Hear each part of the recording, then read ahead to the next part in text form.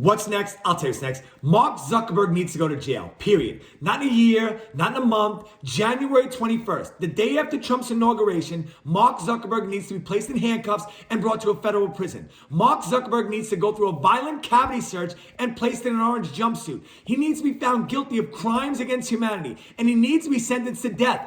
Not death by lethal injection or electrocution, but death by a firing squad. We need to have a freaking national lottery drawing. We need to put in the names of all the people who are forced to get COVID vaccines against their will because Mark Zuckerberg voluntarily silenced the individuals who are providing the evidence to stop these needless vaccinations. We need to put in the names of all the students who were blocked from receiving education because of Mark Zuckerberg's actions. We need to put in the names of all the people who lost their businesses and livelihoods due to Mark Zuckerberg's actions. And we also need to put in the names of all the people who voted for Donald Trump in 2020 presidential election and had their votes nullified due to the fact that Mark Zuckerberg interfered in that election. The winners of the lottery get the reward of holding the freaking guns, pulling the triggers, and firing the bullets that provide Mark Zuckerberg with the punishment he so desperately deserves. The whole execution should be televised so that everyone who Mark Zuckerberg wronged can have a little bit of solace going forward. Mark Zuckerberg is the Chernobyl of our lifetime. People will be suffering from the effects of Mark Zuckerberg's actions